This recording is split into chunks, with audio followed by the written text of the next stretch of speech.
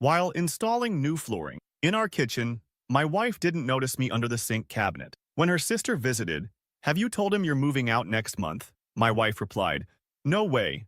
I need to secure my promotion first, then take half the accounts." They discussed timing. As I lay silently working, I got angry and finished the renovation without revealing what I'd heard. 5 days later, she regretted everything she said.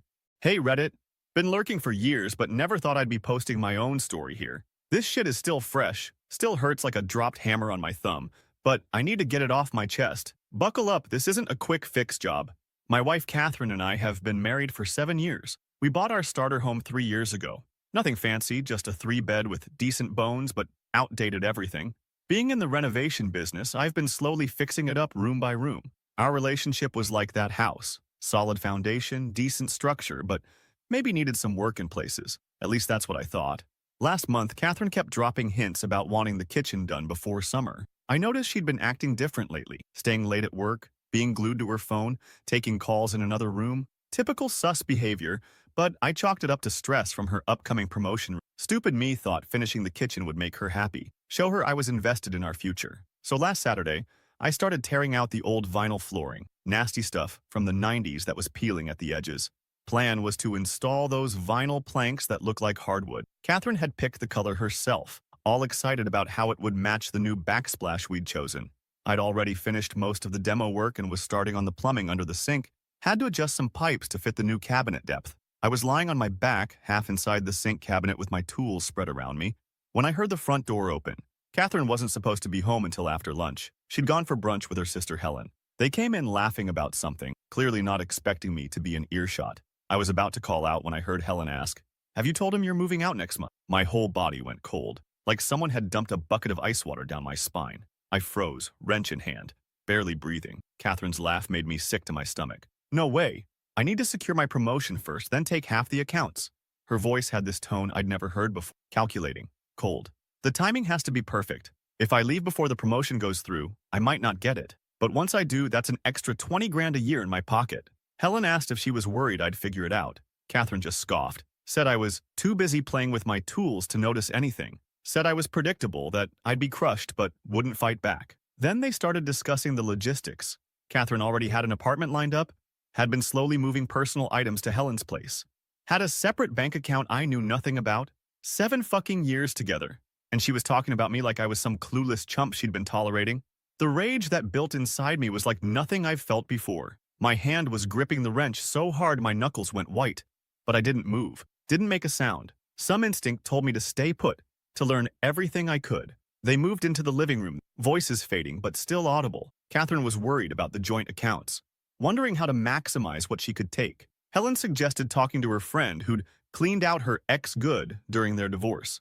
They discussed the fucking timing, like this was some kind of military operation. Catherine wanted to wait until after her parents' anniversary party next month so it wouldn't spoil their celebration.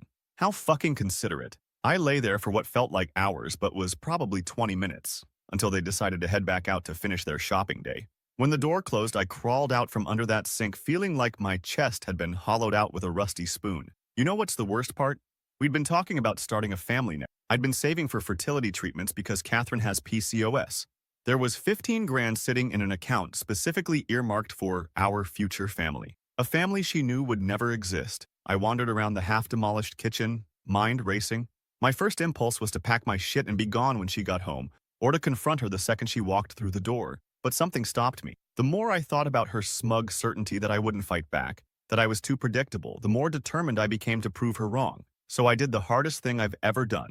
I went back to work. I channeled every ounce of rage into that floor installation. By the time Catherine came home, around 6 p.m., I had half the new flooring laid, working with mechanical precision that helped keep me sane. She walked in, all smiles, commenting how good it looked, asked if I wanted to order takeout since the kitchen was torn up. I smiled back and said sure.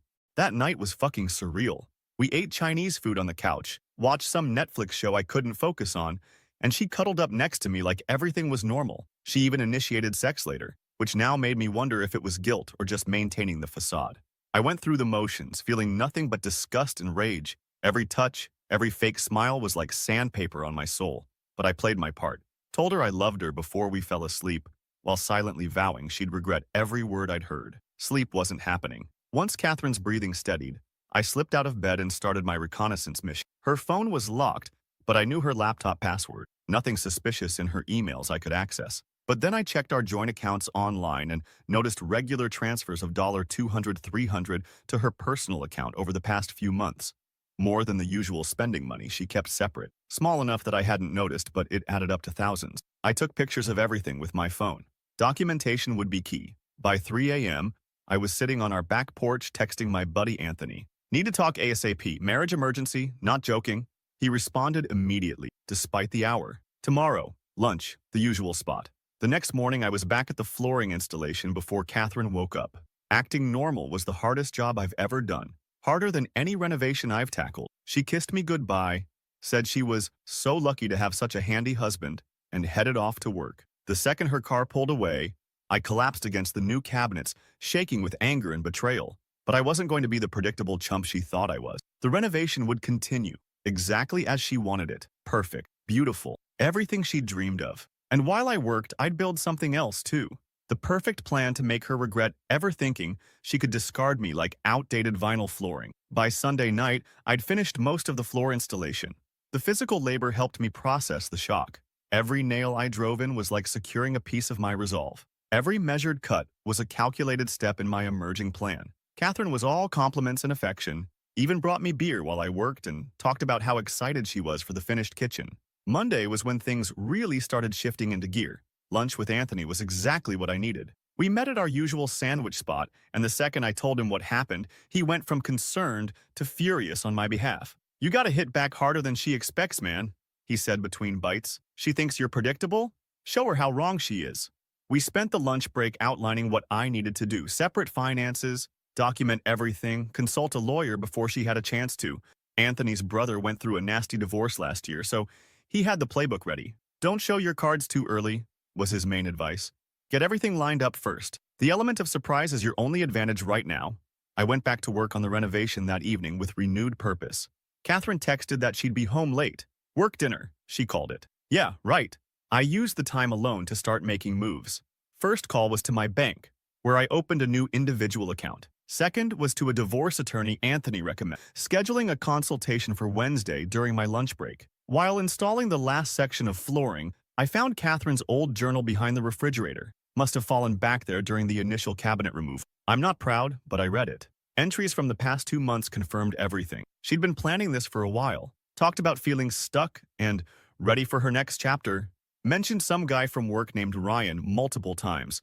Nothing explicitly stating they were having an affair, but enough innuendo to make it clear something was happening. The entry that really got me was dated just 3 weeks ago. D talking about fertility treatments again. Feel guilty, but what's the point in starting that process when I'm leaving? Would just complicate the exit plan. Better to keep stalling. That night when she came home, smelling faintly of wine and wearing makeup that had been refreshed, I almost lost it. Almost threw the journal in her face and watched her world implode. But I remembered Anthony's advice. Strategic patience. Let her think her plan was working while I dismantled it piece by piece. "Kitchen's looking amazing, babe," she said, kissing my cheek. "You're so talented. This is going to add so much value to the house." The irony wasn't lost on me. Value she planned to cash in on without me. "Just want you to be happy," I replied, the words tasting like ashes in my mouth. "I am happy," she lied, right to my face without a flicker of remorse. "So happy with you." I nodded and turned back to my work, unable to look at her without my expression giving everything away. That's when I decided. This renovation would be my masterpiece, and my revenge would be just as meticulously crafted. Tuesday morning, Catherine left for work early for a big presentation. I called in sick to my own job and spent the day doing reconnaissance and preparation. Photographed all our important documents, made copies of tax returns, took inventory of everything valuable in the house, with dates of purchase and approximate values, checked all our account balances, and took screenshots. By Tuesday night, I had a complete picture of our financial situation and was developing my strategy. The kitchen was nearly done. Just needed to install the new sink and finish the backsplash. Catherine was over the top with compliments when she got home, talking about hosting a dinner party to show off my hard work. The audacity was breathtaking. She was planning a dinner party for friends she'd continue seeing after discarding me. In the kitchen I built for her. Looking at her across that half-finished room, it hit me how completely I'd misread our entire relationship. The foundation wasn't solid. It was rotten through and through. "Something wrong?" she asked. noticing my expression. Just tired, I lied. Been pushing hard to get this done for you. She smiled, apparently satisfied with my explanation. It'll be worth it. This kitchen is going to be amazing. Yeah, I agreed, turning back to the sink installation. You have no idea how amazing it's going to be. As I worked late into the night, I could hear her on the phone in our bedroom, voice low, probably talking to Helen about their plan. Or maybe Ryan. At that point, the details didn't matter anymore. What mattered was what I would do next. By Wednesday morning, I had the skeleton of my plan in place. 5 days. That's how long I estimated I needed to get everything lined up. 5 days of pretending, of renovation work, of careful preparation. 5 days until Catherine would regret every word she'd said under that sink, and she wouldn't even see it coming. Update 1. Update. Holy shit, I wasn't expecting my post to blow up like this. Thanks for all the support and advice, Reddit. Here's what happened in the 5 days after I discovered my wife's plans to leave me. Day 1. Wednesday. The morning after my lunch with Anthony, I woke up with this weird clarity. Catherine was already gone. Early meeting, according to her text. The house felt different somehow, like when you're about to flip a property and see past the current mess to what it could become. My consultation with the divorce attorney was eye-opening AF. I'd grabbed copies of all our financial docs and brought them with me.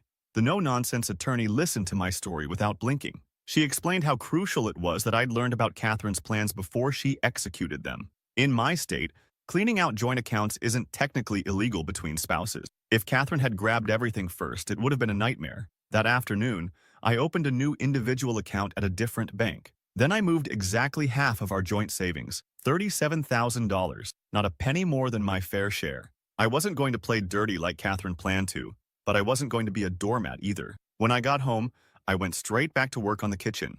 The backsplash tile was a complicated herringbone pattern Catherine had picked out, labor-intensive as hell, but it would look amazing. Catherine came home around 7, carrying takeout again. She mentioned her promotion might come through earlier than expected.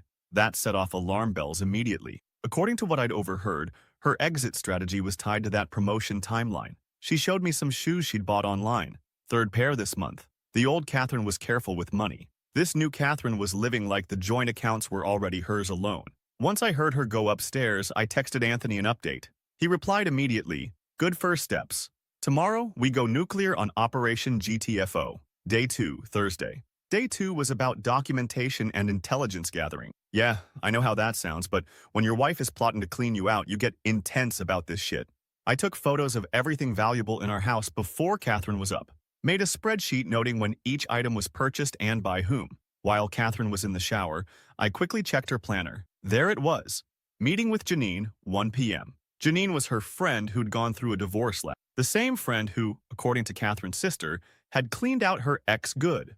Around noon, I installed one of those parental monitoring apps on our shared laptop. Catherine used it more than I did, and I needed to know what she was planning. By mid-afternoon, I'd finished the backsplash and was installing the new cabinet handles Catherine had picked out. These matte black ones that cost way more than they should have. Anthony came by after work with beer and pizza. We sat on the back deck where neighbors couldn't overhear, and I brought him up to speed. I asked if I was overreacting. Anthony just gave me this look, like I was being the world's biggest dumbass. He reminded me about her secret bank account, the planned apartment, the hidden moving of personal items to her sister's place. When we heard Catherine's car in the driveway, Anthony left through the back gate. Catherine walked in almost giddy. She came up behind me, wrapped her arms around my waist and said the promotion was basically a done deal. She should have the official offer by Monday or Tuesday next week. That night, as we lay in bed, Catherine snuggled up against me like everything was normal, asked if the kitchen would be done by Saturday for a potential get-together. I said it would be done tomorrow, actually, ahead of schedule. After she fell asleep, I checked the monitoring app. There were new emails between Catherine and Helen discussing the apartment lease. Catherine had signed it yesterday. Move-in date was set for exactly 4 weeks from now. Day 3, Friday. Friday was grind time. I had most of the kitchen done, but there were still finishing touches. Under cabinet lighting, caulking, final paint touch-ups. First, I went to our safe and removed my grandma's jewelry that Catherine sometimes wore. Family heirlooms that were never technically hers. I packaged them carefully and drove them to my parents' house. Next, I went to the bank and closed our joint credit card account. Opened a new one in just my name with a different bank. While I was out, I called the fertility clinic and explained I needed to close our account. The 15 grand we'd saved would be returned within 5 to 7 business days. I gave her my new individual account info. Back at the house, I put the finishing touches on the kitchen. As I installed the last piece of molding, I felt this twisted sense of pride. I'd built something beautiful that she would barely get to enjoy. But I wasn't quite finished. There was one last special feature I wanted to add. I carefully removed the new cabinet under the sink, the very one I'd been working under when I overheard their conversation. Inside the wall, I left a sealed Ziploc containing a printed transcript of exactly what I'd heard her say that day, along with copies of her apartment lease, bank transfers, and journal entry. Petty? Absolutely. Satisfying? You have no fucking idea. When Catherine got home, she squealed when she saw the finished kitchen, said it was even better than she'd imagined. We ended up getting sushi delivered while Catherine took photos for Instagram. #Kitchen Reno, #Dream Kitchen, #Blissful Home Life. Later, Catherine came downstairs wearing lingerie I'd never seen before, said she wanted to properly christen the new kitchen. For a second, I almost broke, almost told her I knew everything. But I reminded myself 2 more days, just 2 more days until my plan was fully in place. So I went through the motion, feeling nothing but contempt with every touch. Later, I checked the monitoring app again. She'd texted Helen, "Kitchen looks amazing. Almost feel bad about the timing. But not really. He'll find another house to fix up, LOL. Day 4, Saturday. Saturday morning, Catherine was all enthusiastic about hosting friends that evening to show off the kitchen. While she was out shopping, I finalized all my financial preparation, changed my direct deposit, made copies of all important documents, downloaded our photos from shared cloud store. Anthony came by to help move some of my essential belongings to his garage, nothing Catherine would immediately notice missing, but things I wouldn't want to lose in the chaos of separation. He asked if I was sure about waiting until tomorrow. Wouldn't it be better to do it before she had friends over? I explained my reasoning. I wanted her to have her moment, to think everything was going perfectly. The higher she felt tonight, the harder tomorrow's fall would be. By 6, guests started arriving. Helen came first, giving me this weird, sympathetic hug that made me wonder exactly how much she knew. The evening itself was surreal. I grilled steaks, poured drinks, laughed at jokes, all while watching Catherine perform her role of happy wife. During dinner, the conversation turned to future plans. One couple was thinking about starting a family, and everyone looked expectantly. Without missing a beat, Catherine launched into this whole spiel about how we were actually planning to start trying soon. I nearly choked on my beer. The audacity was breathtaking. Helen caught my eye across the table, looking slightly uncomfortable. At least she had the decency to feel some guilt about the lie. Day 5, Sunday. The final day arrived with perfect symbolism, dark clouds, and a forecast for severe thunderstorm. Catherine was still asleep when I got up and made coffee. I sat at our kitchen island, admiring my handiwork one last time. I'd planned every detail of this day. Catherine's parents were coming over for lunch. Her idea, not mine. She wanted to show them the kitchen too. Everyone who mattered to her would be there to witness what came next. As I sipped my coffee, I felt strangely calm. The panic and rage had crystallized into something harder, more resolved. I was no longer hanging drywall in a tornado. I was installing the final, perfect piece of crown molding on a masterpiece of revenge. Catherine finally came downstairs around 9, yawning and asking if I'd made enough coffee for her. She didn't even notice my mood, too busy checking her phone and making plans for lunch. Her parents were due at noon. I had 3 hours left of pretending. 3 hours until I demolished the life Catherine thought she had so carefully constructed. The storm broke just as they arrived, rain pounding against our new kitchen windows as I welcomed them in. Perfect, dramatic backdrop to what would be the most important renovation reveal of my life. And unlike Catherine, I wasn't planning to delay my own personal demolition day, not by a single minute more. Final update. So many of you asked for the conclusion to my story. Well, here it is. The day my wife finally realized she'd fucked with the wrong contractor. Pour yourself a drink. This is a long one. Sunday morning felt different. You know that calm before you demo a wall? When everything's prepped, tools are laid out, and you're just waiting for the moment to swing the sledgehammer? That was me sitting at the kitchen island, drinking coffee, watching the storm clouds gather outside. Catherine came downstairs around 9, still half asleep and oblivious to what was coming. She poured herself coffee and started chattering about lunch prep for her parents. I nodded in all the right places while scrolling through my phone, double-checking that everything was in place. I'd barely slept the night before, running through the plan in my head, not because I was nervous, but because I wanted to remember every detail of what was about to happen. 7 years of marriage was about to come crashing down, and I wanted to be fully present for it. Catherine's mom texted that they were running 15 minutes late. Catherine seemed annoyed. She always hated when her precise schedules got disrupted. She started chopping vegetables for a salad, commenting on how the new countertops made prep work so much easier. The irony wasn't lost on me. She was admiring the craftsmanship of a kitchen she planned to enjoy without me. While she worked, I set my phone up on the windowsill, angled toward the kitchen island, pressed record. Not for legal purposes.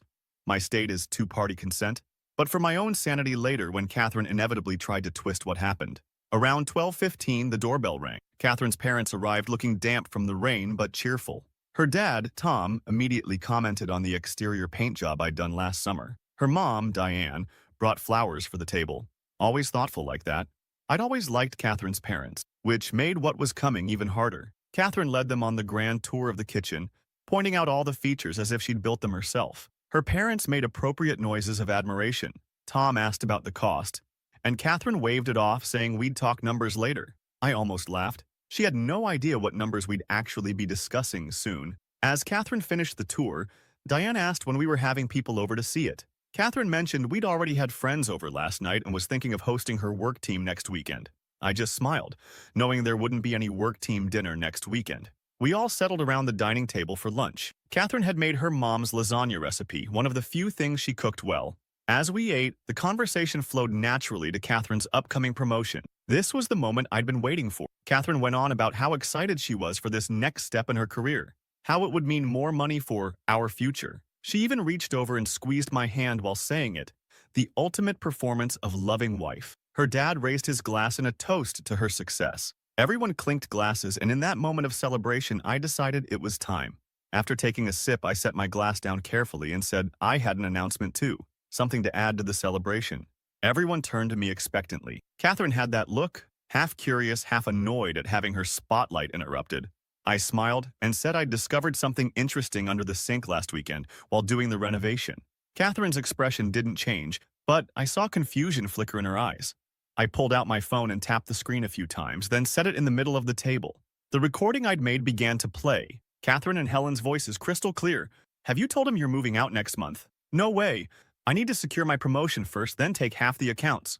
I'd trimmed the audio to just the most damning 30 seconds. As it played, I watched the blood drain from Catherine's face.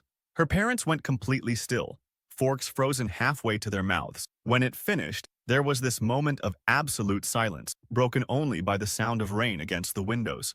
Catherine's mom spoke first, her voice barely above a whisper, asking Catherine if that was really her on the recording. Catherine's face cycled through shock, embarrassment, and finally settled on anger. She turned to me, calling me every name in the book. How dare I record her private conversations? This was illegal. I was manipulating the situation, taking things out of context. I just sat there, letting her dig herself deeper with every denial. When she finally ran out of steam, I calmly told her I hadn't recorded their original conversation. I'd been under the sink working when they came in. I'd heard every word as it happened. Her dad pushed his plate away and asked Catherine if it was true. Was she really planning to leave? Had she already rented an apartment? Was she planning to clean out the accounts? Catherine started crying then. Not genuine tears, but the manipulative kind she'd used before when caught in lies. She claimed I was a terrible husband, that I'd been neglecting her for years, that I was emotionally unavailable. All these accusations that came out of nowhere. Her mom reached across the table and took her hand, asking why Catherine hadn't said anything to them about problems in our marriage. Catherine stammered something about not wanting to worry them, and I saw her trying to salvage the situation, to flip the script and make herself the victim. That's when I laid out everything else I'd discovered. The secret bank account, the apartment lease she'd signed, the jewelry and personal items she'd already moved to Helen's place, the texts and emails planning how to maximize what she could take from our joint finances. With each new revelation, Catherine's parents looked more horrified. Her dad kept shaking his head in disbelief. Her mom had tears streaming down her face. Catherine tried one last desperate angle, claiming there must be someone else. That's why I was doing this. I just laughed and pulled out my phone again, scrolling to show her the screenshots I'd taken of her texts with someone named Ryan from her work. Nothing explicitly stating they were having an affair, but enough flirty messages to make it clear something inappropriate was happening. Her dad stood up then. He's this old-school guy with a strong moral compass, told Catherine he and her mother needed to leave, that they needed time to process all this. The disappointment in his eyes was devastating, not for me, but clearly for Catherine, who'd always been Daddy's perfect little girl. As they gathered their things, her mom hugged me and whispered she was so sorry. Her dad shook my hand firmly and said he'd call me later. Neither of them could look at Catherine. When the door closed behind them, Catherine's fake tears dried up instantly. She went into full attack mode, screaming about how I'd ruined everything, how I'd destroyed her relationship with her parents, how I'd never understand why she needed to leave. I just stood there, oddly calm as she melted down. When she finally paused to breathe, I told her I had one more announcement. While she'd been planning her exit strategy, I'd been implementing mine. I explained that I'd already moved half of our savings to an account in my name only, that I'd closed our joint credit cards, that I'd contacted the fertility clinic and redirected the 15 grand we'd saved for treatments to my personal account, that I'd documented every valuable item in the house with proof of purchase and ownership. Her face went from angry to panicked as she realized what this meant. Her entire plan to blindside me and clean me out financially was completely derailed. She grabbed her phone, probably to check our accounts. Her hands were shaking so badly she dropped it twice before managing to log in. I watched as the reality hit her. Half our money was already gone, legally gone, moved to accounts she couldn't touch. That's when she switched tactic. Suddenly, she was sobbing, claiming it had all been a mistake, that she'd been confused and scared about our future, that Helen had been putting ideas in her head, that she'd never actually planned to go through with it. I asked about the apartment lease, the secret bank account, the items already moved to Helen's place. She had no answers. Then, in what I can only describe as peak desperation, she tried one last approach. She stepped closer, putting her hand on my chest, saying, "We could work through this," that she was sorry and wanted to try again, that the promotion would mean more money for both of us. I stepped back and told her I'd already consulted with a divorce attorney. The paperwork was ready to file tomorrow morning. I'd even been generous. I wasn't asking for alimony despite the fact that I'd supported her through grad school in the early years of our marriage. All I wanted was a clean break and what was fairly mine. The look on her face was something I'll never forget, the moment she realized she'd completely misread me. That her prediction of me being predictable and that I wouldn't fight back was dead wrong. That while she'd been planning to discard me, I'd been 10 steps ahead of her the whole time. She asked where I would go. I told her I'd already arranged to stay with Anthony for a while until I found a new place, that I'd be moving my things out today. Catherine followed me upstairs, still trying different angles to salvage the situation. She was worried about what people would think, about how this would affect her promotion if word got out, about losing the house she loved.